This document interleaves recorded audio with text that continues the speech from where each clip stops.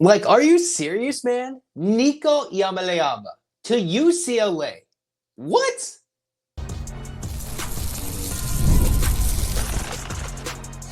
You are Locked On UCLA, your daily podcast on the UCLA Bruins. Part of the Locked On Podcast Network, your team every day. Welcome, everybody, to this edition of the Locked On UCLA Podcast, breaking news edition. Zach Anderson-Yoxsimer with you guys, your host. Thanks for making this show your first listen each and every day. It's free web, it's your podcast, and it's available on YouTube. Like, comment, subscribe, download. Thanks for your support. So the stunning news of the day is that Nico is going to UCLA.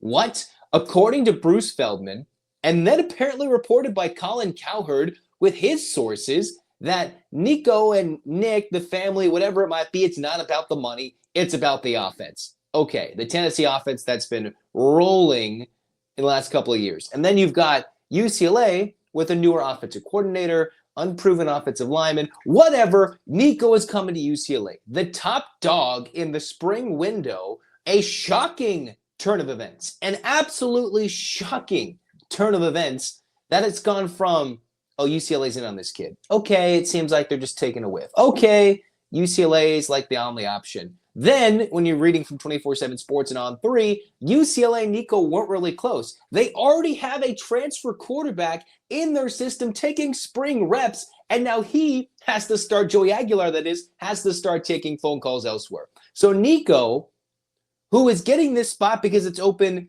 because his brother flipped to Arkansas, and all of a sudden UCLA is like, let's go after his brother who's older, who's better. He took a team to the playoff, a UCLA team that's got an over-under at 4.5 wins this year. I have already been on this podcast literally earlier in the day coming out saying I think UCLA should stay away. I will own that. The entertainment value of this whole thing is going to be astronomical.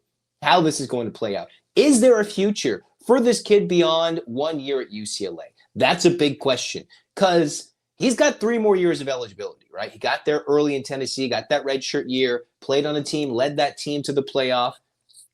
And okay, yeah, Nico is going to be better than what UCLA was probably going to trot out there.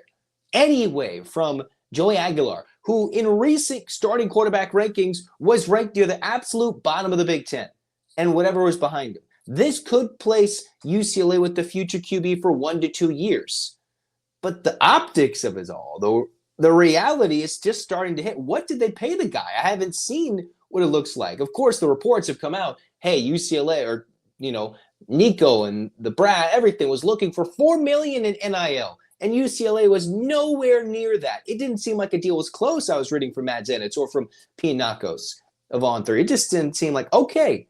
And then with Bruce Feldman coming out and Colin Cowherd saying, I got the tip that Nico's going to UCLA. It's like, wait a minute.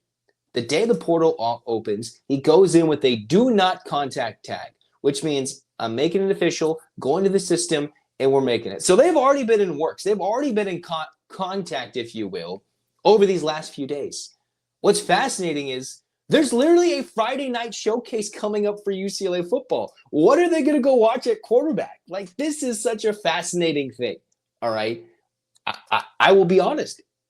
I would have loved the UCLA to stay away, go after a 26 freshman quarterback, not 26-year-old, but a class of 26, have an incoming freshman, and see how that played out. But this is unique, and he's going to have to prove, Nico, that is, everybody in this situation is going to have to prove all of this wrong. Surely the talent is there. Did he dominate statistically? Was he fascinating when they went to go play in Columbus in the first round of the CFP? No. But this represents, I think, a major step up from Madden. Any youngster that UCLA could have put out, from Joey Aguilar, who I've been more optimistic on than many of the preseason prognosticators in what they're talking about UCLA's quarterback potential is. But let us not forget that Tino Sunseri has worked with different quarterbacks. All right, this is a young, shining superstar. Got to give him a new toy, right? Got to give him a new quarterback. Now, Joey Aguilar represented a 1-year rental option. And if this if this works out, this is one of the stunning, most crazy moves for DeShaun Foster, all right? So he saw how UCLA went out and went after Dante Moore, and it didn't play out. And Dante is rated as one of the top Big Ten QBs And he hasn't played in a year and was shaky in his true freshman year at UCLA under Chip Kelly. Right? He couldn't truly beat out Ethan Garbers and pretty much didn't. Now you look at Nico. 2 years later, DeShaun Foster's like, I need to make a splash. I need to make a statement. We're going after this. I always wondered, okay, DeShaun, he's not the loudest guy in the room. No, obviously, him going to Big Ten Media Days was laughed at. And I remember talking then, let the actions speak louder than the words. And I think you'll see on the Locked On Big Ten squad, I'll talk about the discipline, the respect, the enthusiasm of the game, the DRE, his 3 pillars. I'm not sure how this situation really plays into it. But in the end, it's Los Angeles, it's Hollywood, you're Westwood, you're playing in the Rose Bowl in Pasadena, and you've got to make a splash. A team that, okay, you watch Chip Kelly leave, get a national championship, and turn it into an NFL job. And UCLA has become the butt of jokes, right? You'll see on the Locked On Big Ten squad that we've recorded literally early today. It'll be released on this channel later. The joke is UCLA is not going to get anywhere near the 4.5. And, it respectably, I think they can go over. And now I'm like, what can they do now? Can they challenge 7, 8, 9 wins with Nico?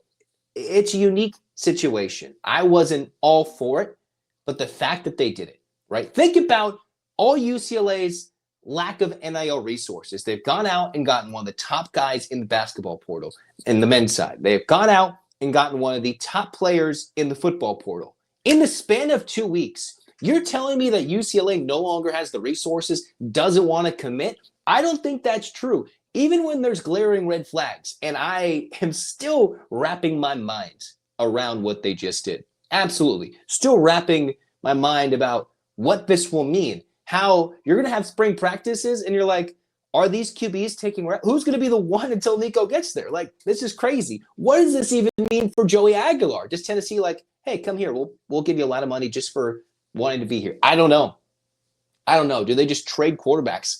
What's Aguilar's market? What does that tell you to players that, hey, we recruited you in the winter, and then in the spring portal window, maybe this is an outlier when there was reportedly, I've read from ESPN, from different markets, that there is zero market for Nico other than just going to UCLA. Seemed like the fallback option. And I was like, come on, are we serious? So it's gone from fallback option to doesn't seem like a deal's close to all of a sudden this kid's going to be making maybe less money than he did at Tennessee. At least from what he was asking for, reportedly, versus what the family, what the PR firm that the Iamaleavas are saying about how it's about the Vols offense. And you're coming to a UCLA team that's now on their 3rd offense in 3 years, from Chip Kelly to Eric Bieniemy to Tino Sinceri. And I believe in Tino Sinceri. And I think he's got the gravitas to be like, Nico, let's roll. Let's make you even better. Not that Tennessee didn't, but I think UCLA can hang with what they've done. Now the Bruins have to prove, hey, we're not going to put up with any of your BS if this is going to continue. If this is going to be a side, whatever storm, and this is going to continue, and this circus is going to happen in the next offseason, and your family's going to get involved, you have to come to us and be fully committed. All right? Technically, he's NFL draft eligible. This is the end of his redshirt sophomore season when he finishes this next year. I'm not sure he's going to have that type of year that proves he's ready to go in the draft. But at least 1 to 2 years, you're just not going to go and ask for $6 million, hop back to the SEC, and leave, which could happen. But UCLA certainly upgrades at quarterback. I'm just at a loss of words. I've been sitting there like, there's no way. I just don't understand. But the Bruins went out and they've made the thing happen. They have. And you got to give kudos while wondering what in the world just happened with DeShaun Foster and the UCLA football program.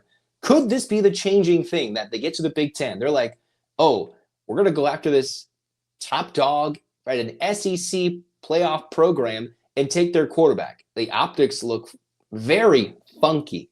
It's a unique situation. This late into spring, obviously there are a couple practices in. Sinceri is just operating and turning the offense. But then if you flip this, what does this mean that they've seen from Joey Aguilar at practice? All right, UCLA has kept it under wraps, a little more, less showing at the practice, less seeing what the offense looks like. DeShaun seems not cagey when you look at the interviews with the media, but if you're like watching, you're like, it seems a little bit of a different vibe. He knows there's a little more pressure. I don't think DeShaun Foster, regardless of what happens, would have been on the hot seat after this year, after a short year 1, a unique year 2, transitioning to the Big Ten. But he's like, I need to swing for the fences. And considering he's the guy that's like, I'm in a new age, new era, there's no way Chip Kelly would have done this. There's no way any other prior UCLA coach would have done something like this.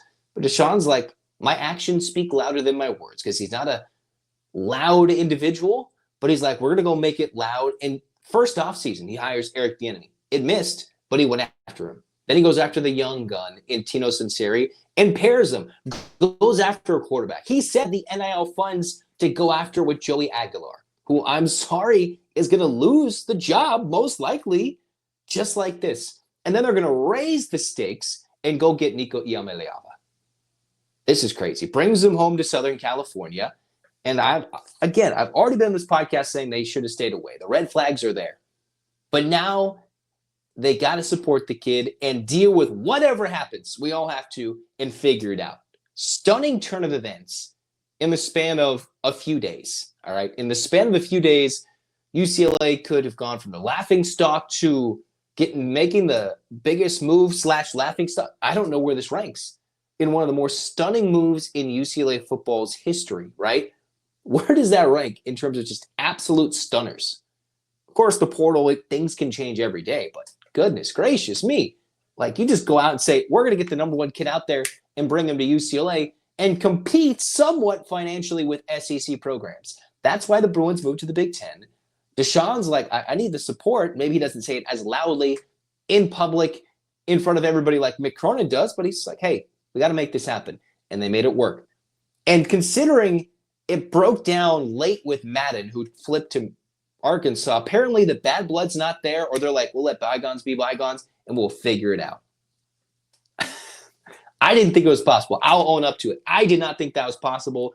And there's nothing that really was leading to these last few hours before it was reported from Bruce Feldman and Colin Cowherd that's like, wait a minute, this is going to happen. And it did. Are we the laughingstock or are we the crown jewel? I don't know. But it is an upgrade and it'll be entertaining nonetheless.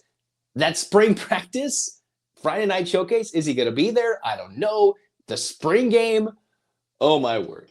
I mean, this will be entertainment in its finest in Los Angeles, Westwood, into the Rose Bowl in Pasadena. My goodness. This is crazy.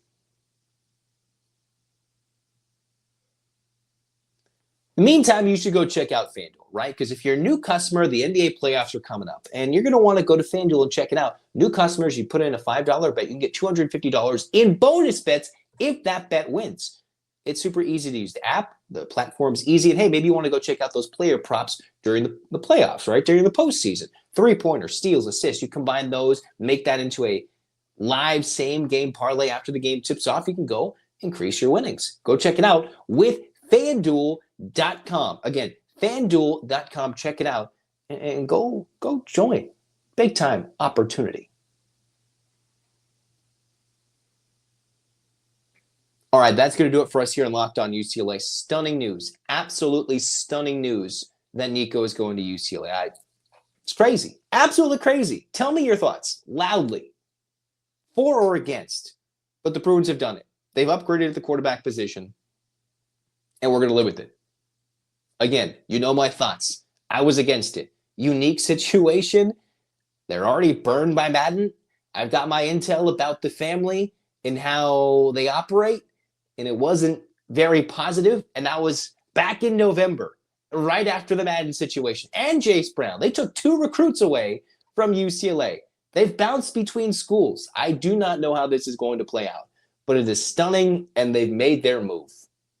So let's get hyped, all right? Not every day can UCLA, in the span of a few weeks, get arguably the top recruit in the portal in basketball, arguably the top recruit in the portal in football, and make their mark on the athletic world in a crazy time.